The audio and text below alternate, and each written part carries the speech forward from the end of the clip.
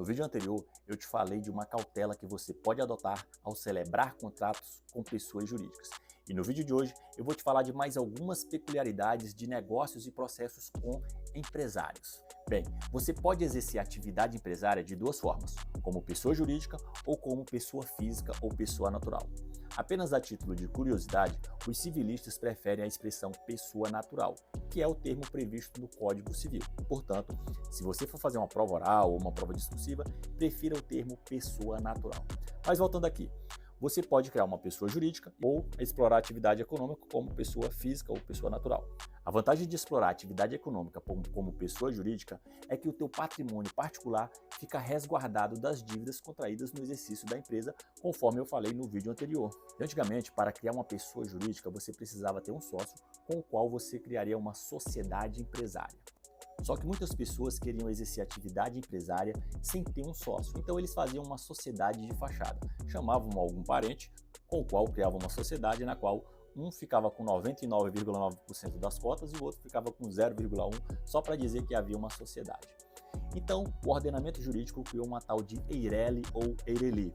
De acordo com as regras de acentuação gráfica, a pronúncia correta seria EIRELI. A EIRELI era uma pessoa jurídica de um único titular.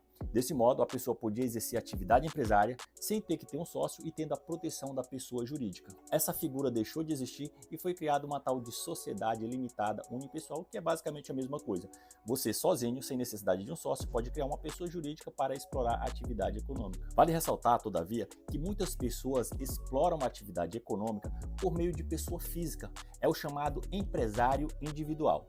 Detalhe, não se confunda a sociedade limitada unipessoal com o empresário individual. Embora na sociedade limitada unipessoal não existam sócios, existe um único titular, existe a criação de uma pessoa jurídica, de modo que o patrimônio do titular, o patrimônio pessoal dele, fica resguardado das dívidas contraídas pela pessoa jurídica.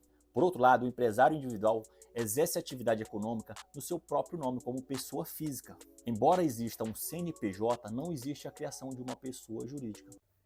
Diógenes, mas CNPJ não significa Cadastro Nacional de Pessoa Jurídica? É isso mesmo, só que o CNPJ, no caso do empresário individual, tem objetivos meramente fiscais, tributários, não há a criação de uma pessoa jurídica. Desse modo, o empresário individual responde com todo o seu patrimônio pelas dívidas contraídas no exercício da empresa e vice-versa, pelas suas dívidas particulares. Você deve ter isso em mente pela seguinte razão. Quando você for fazer, por exemplo, buscas de endereços, você deve buscar endereços vinculados tanto ao CPF quanto ao CNPJ. Ao pedir a chamada penhora online pelo Sisbajude, peça que o juiz inclua o CPF e o CNPJ. Enfim, você deve ter em mente que existe um único patrimônio, uma única pessoa, a pessoa física, exercendo atividade econômica e com isso todo o seu patrimônio responde por suas dívidas. E não se trata de desconsideração da personalidade jurídica, porque, como dito, não existe pessoa jurídica nessa história. Existe uma única pessoa assumindo os riscos da atividade econômica. Bacana? Olha, se você gostou dessa dica, peço que compartilhe com aquele seu colega que você quer ver sendo bem-sucedido na sua prática advocatícia. Até a próxima e bons estudos!